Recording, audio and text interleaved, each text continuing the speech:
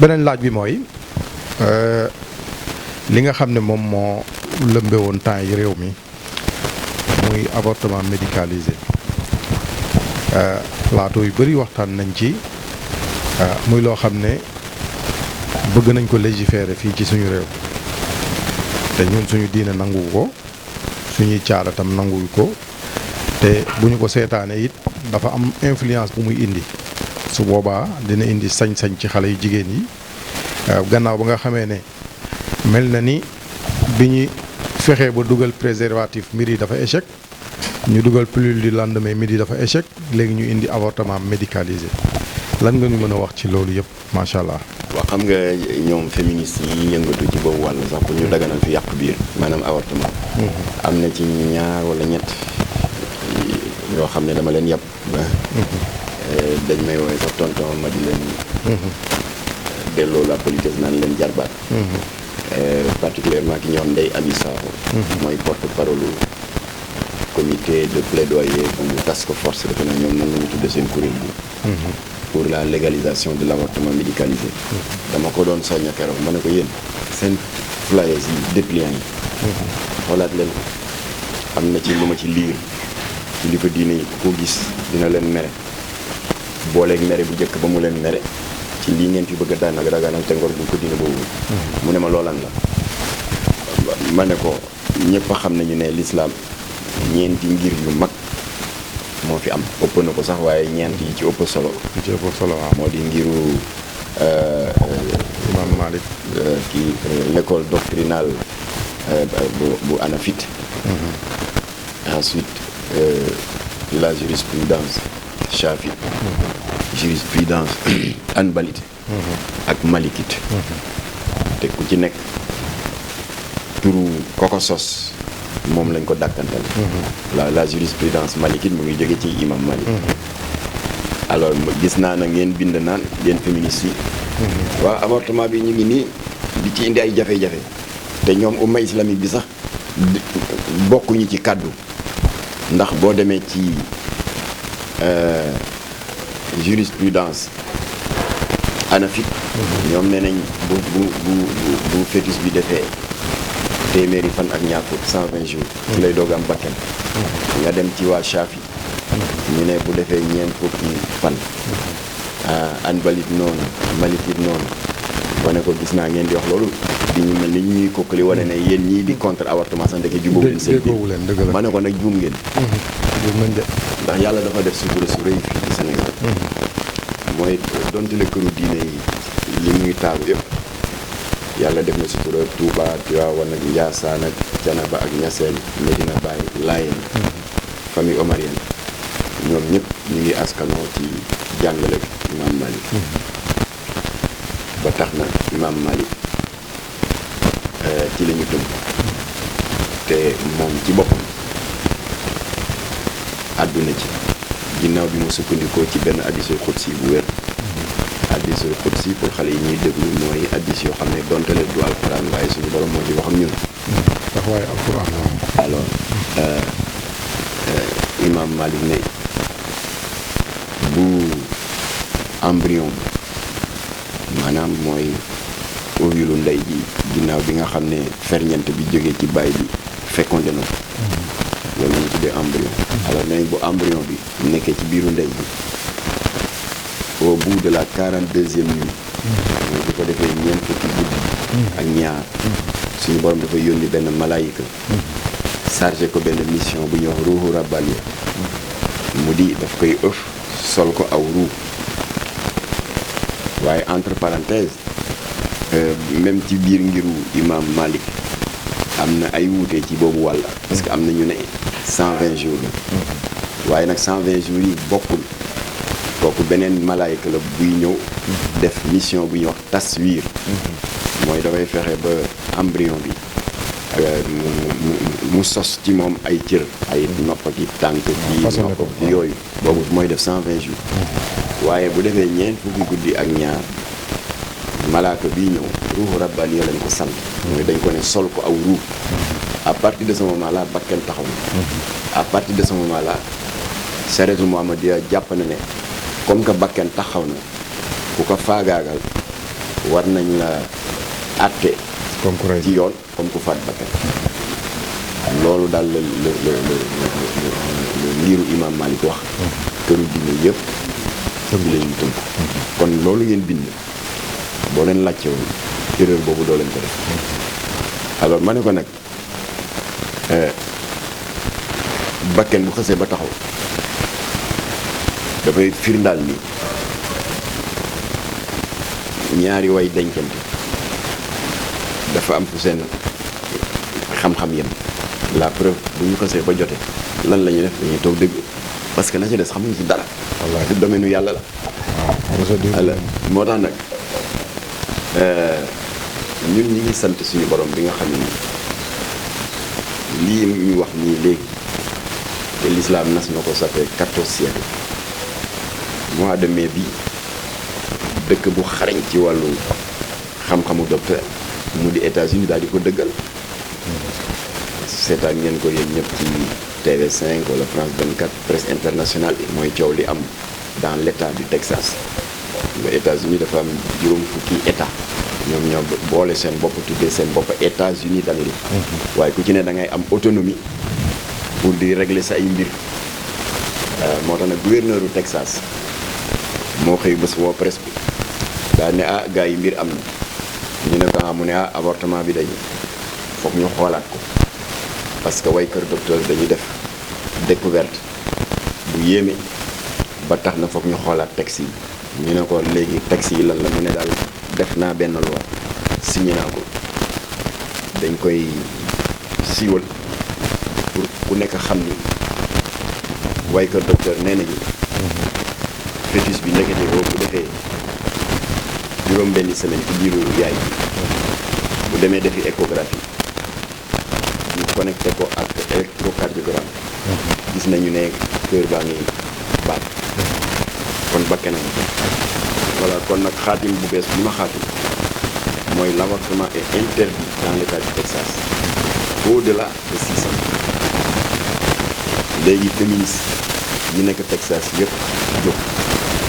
cotiser dajale xaalis bu bari dem embaucher ay avocats yu xare pour ñu attaquer loi bi def recours au niveau de la juridiction alors ñu daal di jóg dem cour suprême daal di toog mois de parce que coow li mois de mai la woon ñu toog juin juillet août ba septembre bii ñu génn acte bi daanu na le 2 septembre cour suprême nee na maa ngay dëggal le gouverneur Greg Abbott wax naka jekk ay way kër docteur yi nemmeeku nañu ne xale bi bu defee juróom benn semaine ci biiru ndeyam kër baa ngi commencé di bàpp kon bakkenam kon non seulement dëggal naa ko mais ku bi avorté te fekk xale bi am na 6 semaines ci biiru ndeyam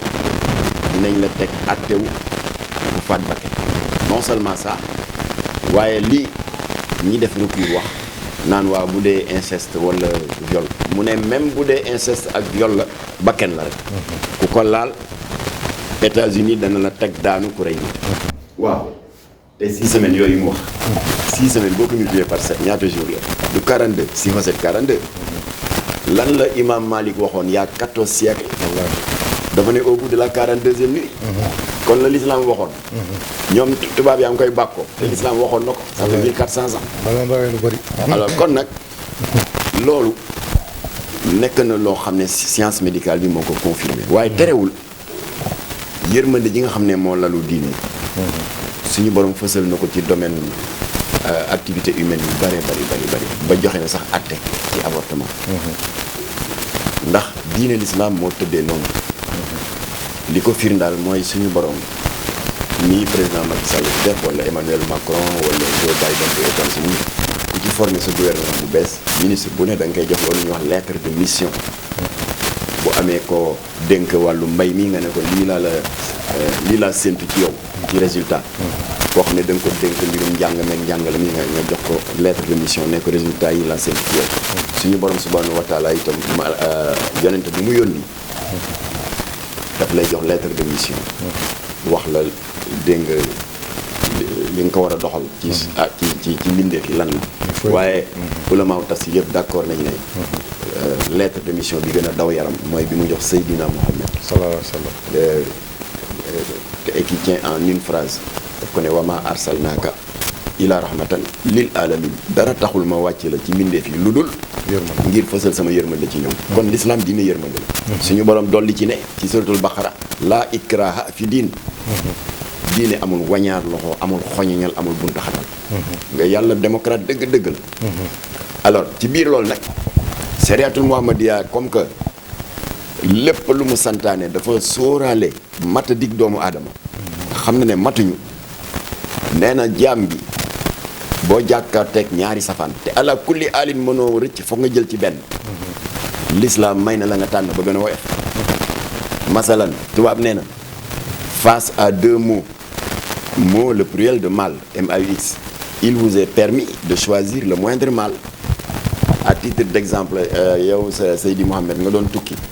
war a jóge ci benn village war a jëm ca beneen diggante ñaari village yi benn àll bu dansa nga ci mbaare deytaal yi nga daal di réer di wër ñaari fan ñetti fan pour gis sa yoon xamoo foo jaar rek jaaraat fa ndax àll bi dafa yaatu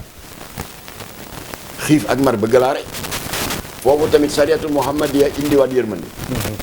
dal di ne doontale xaraamal nañ la ci yow Mohamed ngay lekk médd parce que l'islam xaraamal na ko te fekk da nga jàdd au détour d'un buisson rek fekk ginaar gu dee wala béy bu dee mu ne doontale xaraamal nañ ko mais da nga nekk ci situation de force majeure bu situation dangereuse boo xam ne sa bakkan xaj na ci l'islam dawal na yërmande may na la nga jëfandikoo waaye nag boo xasee ba gindiku ba egg xaramalaat nañ ci yow lekk médd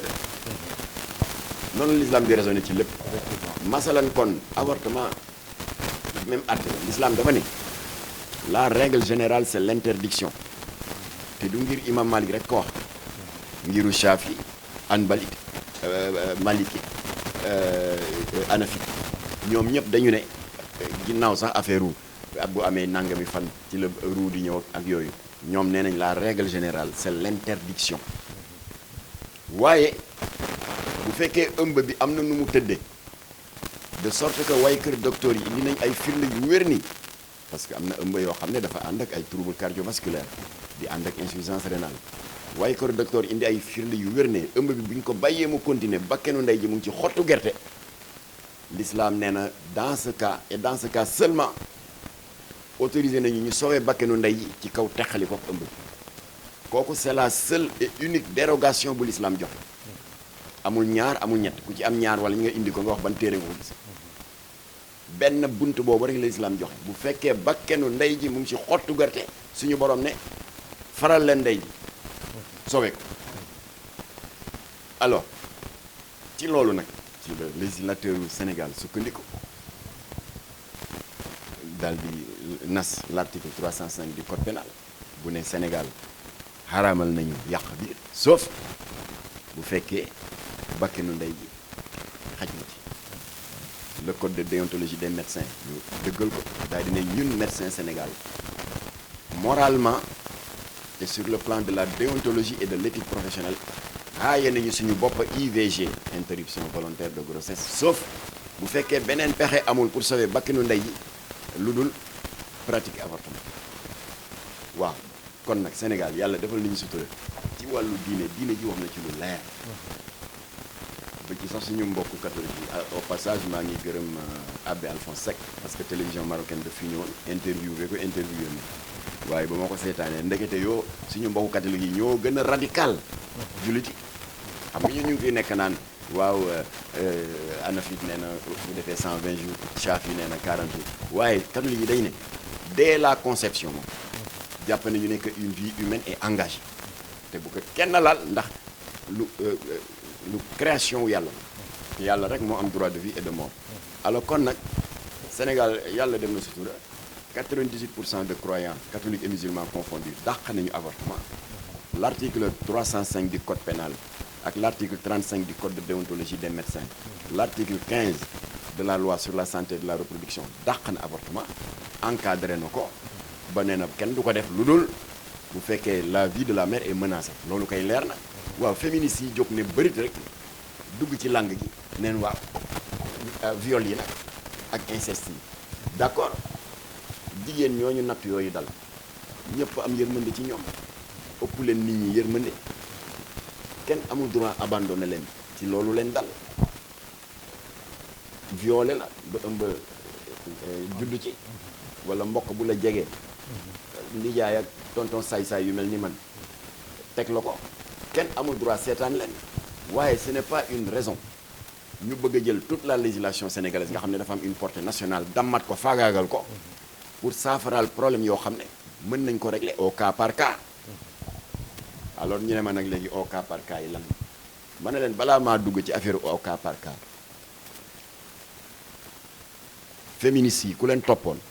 heureusement def nañu tournée xalif yëpp jóg nañu d'ailleurs sax semaine prochaine la ñu war a dem seeti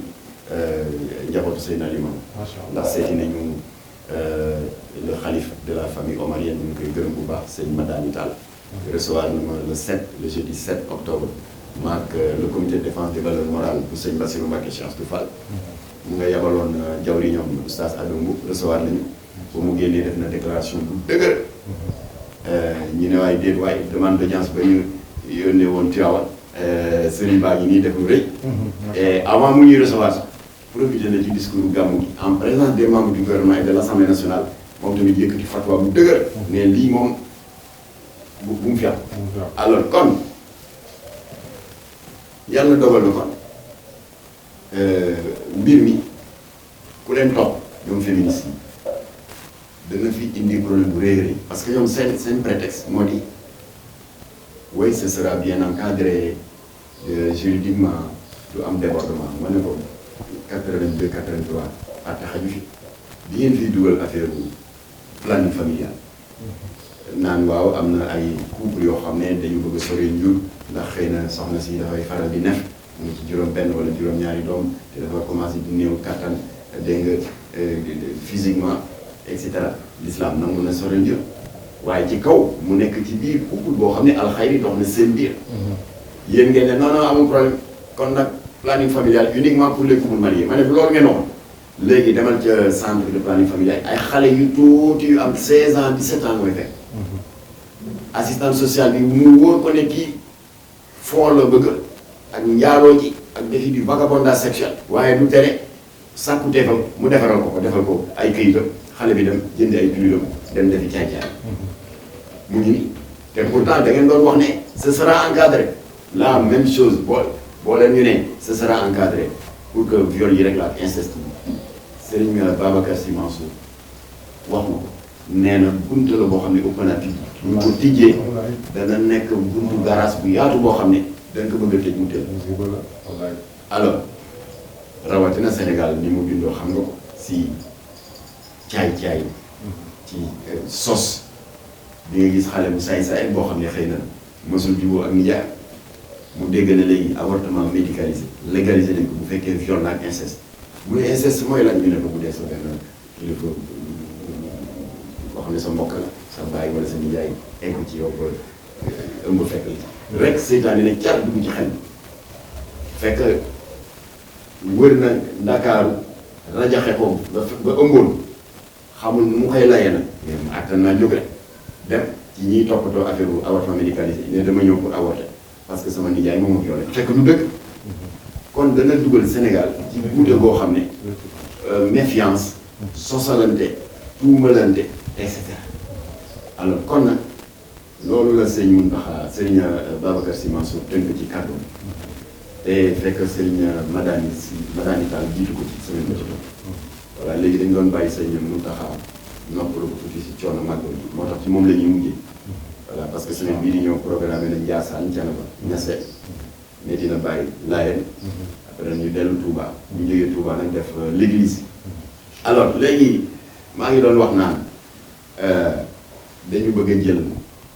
ay problème yoo xam ne mën nañ ko régler au cas par cas ñu bëgg rek gàjji loi bi dindi ko ubbi bunt ubbi boulevard bi alors que c'est des cas qui peuvent se régler au cas par cas naka lañ ko mën a régler au cas par cas mooy ñun Jamra ak kuréel yi ñuy àndal parce que maa ngi profité pour wax ne contrairement à 2013 bu ñu jëkkee jàmmarloo ak mouvement féministe yi parce que boobu la gars yi dëgg la seen cong bu njëkk pour daganal fi yàq biir Jamra kott la waaye àdduna dox na ba léegi créé nañ coalition bu ñu tuddee le collectif n'est-ce pas non à l'avortement moo tax xalifa généraux yi ku ci bind leen loolu la ñuy def le collectif non à l'avortement composé de daal di la limal kuréel yi Jamra ngi ci biir le comité de défense des valeurs morales bi sëñ Bassirou Mbacké Chassou Fall mooy jarbaatu sëñ Mountakha di sët ci Mame Cheikh Ibra Fall mu ngi ci biir UNAPES bu Abdoulaye Fani Union nationale des parents d'élèves mu ngi ci biir Aar Daara bu oustaz sa naataango oustaz Makhtar Sarr di animer émission Akhir Zaman te nekk kilifa ci ànd sàmm jikko mu ngi ci biir le comité de défense des valeurs morales bu imam ratib bu Tëngéej El Hadj Aliou Dia mu ngi ci biir déedéet boobu sëñ Bassirou Mbacké Chassou Fall kon nag El Hadj Aliou Dia moo jiite l'ONG Daaral Quran wal Ihsan moom itam mu ngi ci biir waaye kër docteur yi SUTSAS le syndicat unique des travailleurs de la santé maa ngi saluer au passage Mballo Dia Thiam son dañuy dem ba yërëm ko sax ci coono ji ñoom it ñu ngi ci biir mënuma leen lim yëpp ba ñu jeex mat nañu 48 organisations alors moo tax nag bu ñu bind kilifa bu ñu bind boo ñu recevoir comme que ñëpp mën nañoo dem ndax ci période mbas la ñu ne dañuy jël 3 ou 4 ñu dem kon nag dañ doon xaar màggal gi passé ak gàmmu incha allah dina yegg yëpp alors ñu ne ñu lan ngeen proposé ñu ne leen ñun du ñu ne lii baaxul rek pour ŋaññi rek ba pare toog déedéet de boo nee lii baaxul da ngay yëkkati dara teg à côté la ñu teg à côté lu leer la te dafa dëppoog suñu caada suñu cosaan mooy orphelinat yi te Jamra koy jëfee depuis 8 ans 7 ou 8 ans ñu ngi koy jëfe orphelinat yi fii ca Tilène ñu di ko wax les sœurs franciscaines de la Médina ay labbe ko yor beneen orphelinat yi fii Sicap Liberté 6 ñu di ko wax la Rescousse beneen orphelinat yi fii unité 11 Parcelles Assainies ñu di ko wax orphelinat daaray sëñ Saliou soxna su sawar moo ko yor Ndeye Awa Sadio kooku la Jamra di gën a liggéey ak moom sax dinaa leen wax ci yenn anam beneen orphelinat yi Mbour beneen orphelinat yi Kaolack ak Thiès orphelinat yi bari na ci dëkk yi waaye doo dégg mukk mouvement féministe yi wax ba tudd leen ñun dinañ leen tudd nag ndax ñu ngi liggéey ak ñoom sowe nañu ay bakkan yoo xam ne Jamra signalé leen ko ñoom tax na ba jur sànni bi mu ngi wàññeeku juru gedd sànni mu ngi wàññeeku avortement ñun réglé nañ fa ay cas ay jigéen ñoo xam ne seeni waay jur ñoo daw ñëw ci imam Massamba déy ne ko sama doom kat ndax daf ko ne mu ngi wax daal ak yaayam naan dafa bëgg a avorter bi dem ñu daal di def benn délégation de 2 ou 3 imams dem fa ñu seex xale bi ñii di ko waar yëkkati ay teg yëkkati ay addis teg ba xol bi tooy ba muy jooy ba mu nangu ne ndekete moom lii mu yor ci biir bi borom mbakken la alors bu ko defee ñu daal di ko mettre en rapport ak orphelinat yàlla dimbali ko ñu xamal ko ne orphelinat bi soxlawul a xam sa tur laaj ñu la sa carte d'identité mooy mucc nga léegi bàyyi fi xale bi ak bakkanam nga dem laaj ñu la nga cotiser pour ñu jënd bi borom di jënd meew couche bébé wala meew Cerelac demal na nga ñëwee woon dans l'anonymat comme que nee nga da nga bëggoon garder sa honneur kay garder nga ko parce que kenn yëgul te nga bàyyi fi xale bi ndax xale bi ak xale yu bari Jamra yemul rek ci soowe leen ñu yóbbu leen ci orphelinat dañ ci boole ñun di liggéey ak ñi nga xam ne dañu sëy ay 5 ans 10 ans mën ñoo fexe ba am doom alors ñooñu ñu bari dañuy contacter su ko defee ñun ñu accompagner leen au niveau du tribunal régional pour ñu déposer demande d'adoption alors bu ñu déposer demande d'adoption bi nag tribunal daf lay mettre en rapport ak AMO action éducative en milieu ouvert organisme la bu nekk ci kilifte bu ministre de la justice ñooñu convoqué couple bi nga xam ne sëy nañu nangami at te amuñu doom laaj leen lan ngeen bëgg góor wala jigéen ñu daal di wax ni ñu bëgg ñu def enquête de moralité parce que foog tribunal am garantie ne xale bi day tàbbi ci loxo yoo xam ne dana nekk en sécurité bu ñu paree greffier bi daal di def benn attestation de non-réclamation de l'enfant de la part de ses parents biologiques. Après tribunal de benn kayit bu ñuy wax attestation de déclaration de disparition wala d'abandon. Alors bu couple bi amee ñaari kayit yooyu nag alors daal di ànd ak waa AEMO dem ci orphelinat bu ko neex mooy yi ma leen cité sànq. ñu ne ko loo bëgg a liir bu tooy xepp nga bëgg wala xale bu xaw a dëgër am 2 ans 3 ans bref mu tànn su tànnee mu signé jël engagement yóbbu xale bi xale ba ne yaay ja naroon rey daal di mucc am famille bu bees ngeen ngénte ko seen ngénte bopp utal ko tur utal ko sant loolu la ñu wax mouvement féministe na ngeen ñëw ànd ak Jamra ñu continuer liggéey boobu ndax ñun wéet nañ ci loolu bu ko defee millions yi ngeen di yàq di def ay publicité télé ay publicité rajo ngir def propagande yàq bi avortement médicalisé di wane benn xale buy jooy naan sama nijaay ma teg rek laa loolu amul njariñ jël leen xaalis boobu ngeen foog ko tasaare ko ci orphelinat yi ndax orphelinat yi ma lim sànq am na ci ñoo xam ne dañu am problème fay luyaas am na ci ñoo am problème mu facture ndox am na ñoo am problème mu ndox problème mu courant ñii am problème mu biberon ñii am problème mu meew ak céréales ak couche bébé xanaa parce que état joxu leen budget ay nit ñu baax bonne volonté yu mel ni Mohamed rek ñooy ne bu weer dee ñu jaar fa yëkkati seen benn 5000 francs joxe keneen def noonu ñoom la ñuy dajale pour mën a fonctionner. c'est l'occasion nag ñu delloo njukkal le champion de lutte Modou Lo ndax saa wu amee combat ñu fay ko cachet bu ko neexoon yemale ko ci jëmmi boppam ak yi mbokkam waaye bu ci mujjee daf ci xàppati lu am solo waaxu ba unité 11 orphelinat daaray Sëñ Saliou bi nday Awa Sadio yor dimbali leen meew ak couche bébé céréales ak pour xale yi yàlla na ko yàlla bindal tiyaaba ak yiw yu bari alors kon nag loolu ci la ñu séntu mouvement féministe yi jël xaalis bi ñuy yàq pour publicité avortement nañu ko jox orphelinat yi bu ñu dimbalee orphelinat yi boole ko publicité siiwal ko parce que am na jeune fille yu bari yu amee natt yooyu xamuñu ne sax Sénégal am na orphelinat orphelinat yi doo fay orphelinat yi duñ la laaj sa tur duñ la laaj carte d'identité muccal bàyyi fa xale ba te nga dem te nga bàyyi xale bi ak bakkanam ndax xale bi li yàlla nam ci moom rek ko xam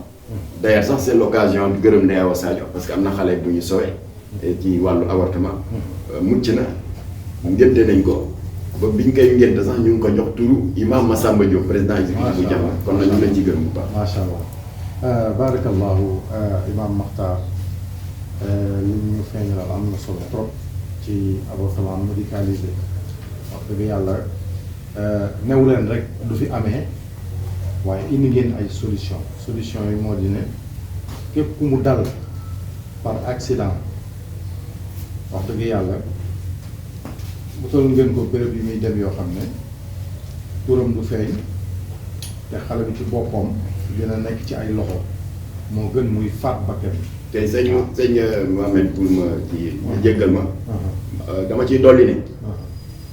ku réeree mbiru orphelinat te natt yi dal la bul avorté xale bi bul ko faat bul jur sànni comme que yéen a ñuy seetaan ci Medina TV jokkoo leen ak sëñ Mohamed Gueye. incha allah Mohamed dana ma woo. incha allah ñu toog ma wax la ban orphelinat nga bëgg ñu yóbbu la. ñu encadré la ba xale bi mucc ci sutura te kenn du ci xam dara du ñu la laaj sa tur du ñu laaj sa carte d'identité li ci am solo mooy yow ne nga da nga bëgg sa dignité sa honneur mucc di nga si mucc. incha allah xale bi itam bakkanam dana solo. kon nag na ngeen jokkoo ak Medina TV. incha allah xëy na boo leen xoolee ci écritel bi. numéro bi yaa ngi noonu di circulé. ku ci amee nattu wooteel foofu. incha allah soo jokkoo ak Mohamed dana ma woo. ñu fexe ba am jataay bi yéen. dimbali leen boole leen ak orphelinat bu gën a jege seen kër ci sutura. amul presse amul journal amul reportage amul journaliste amul dara ci sutura. ñu waxtaan seet ni ñu mën a def ba dimbali la encadré la. ba nga mucc jàmm. nga bàyyi fa xale ba te nga dem. xale bi tamit ñu utal ko léegi beneen famille parce que am na ñu yàlla nattoo toog juróomi at di sëy juróom-benn at fukki at amuñu doom. voilà kon nag bakkan dafa am solo. doom bii ngay bëgg a rey am na ñoo xam ne doom rek la ñu bëgg te amuñu ko. te bu dul dara yi tamit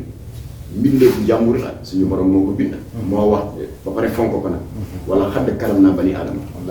moo ko moom wallaay ndeysaan. kenn amul droit dugg ci dëgg la. kon sëñ Mohamed maa ngi jégalu loolu laa doon Macha Allah, am na ku solo. ci soxla leeral rek woo ko mu woo ma ñu teg leen ci yoon incha allah waaw. barakallahu imaam ñu ngi lay delluwaat di sant di la gërëm ak waa ONG Jamra yëpp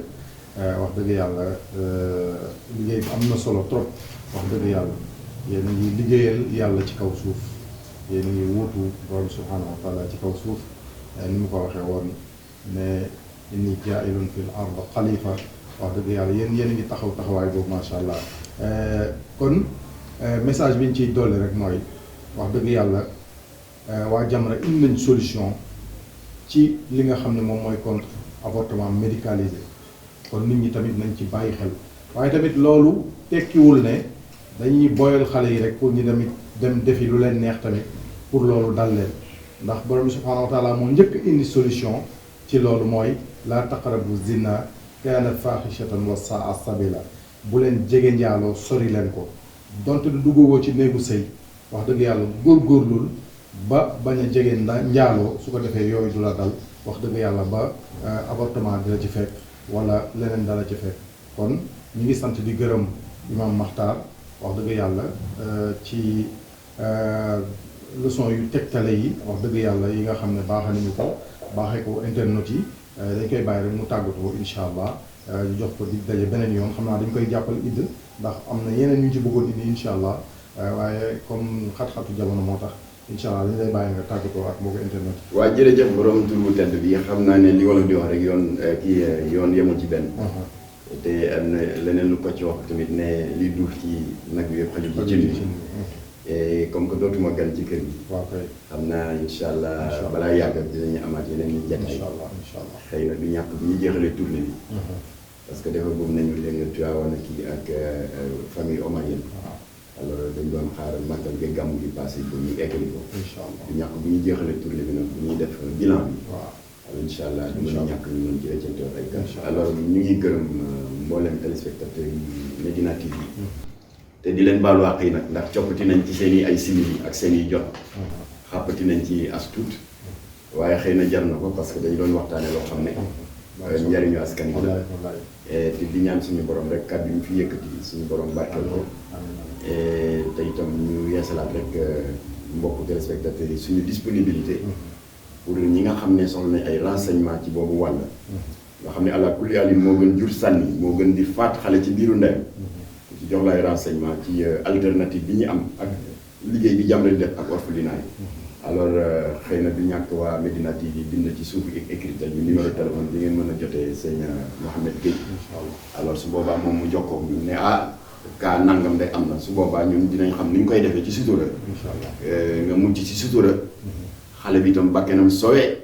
comme que bëggoo ko bul ko faat dinañ fexe ba utal ko beneen famille boo xam ne xëy na ñu ngi sëy juróomi at mbaa fukki at amuñu doom yàlla na yàlla dàqal réew mi seytaane yi amiin amiin te ku fi bëgg a dugal pexe boo xam ne ngor bu ko diine bu ko yàlla na yàlla nasaxal say pexe amiin amiin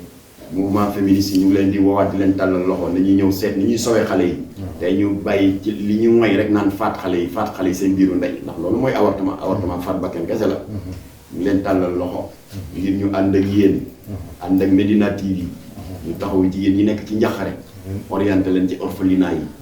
yi ngeen am ci tiyaaba Médina TV am ci tiyaaba Jamra am ci tiyaaba wallaay wallaay yàlla na yàlla ñor di fan suñuy kilifa diine yi amiin te toftal ci wér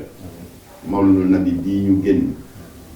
liñ fi jàng ci ay zikkari ki ñaan ak i xasaayid ak i istixfaar yëpp yàlla nañ ko suñu borom nangul amiin amiin yàlla na yàlla def jàmm ci réew mi te làqal ñu Sénégal fu yàq yeggu wa asalaamaaleykum wa rahmatullah macha allah jërëjëf imam sant nañ la gërëm la ñuy jox dig daje mbokk internet yi ci beneen émission ulul albab in uridu illa al islaha ma stata'tum wa ma tawfiqi illa billah alayhi tawakkaltu wa ilayhi unib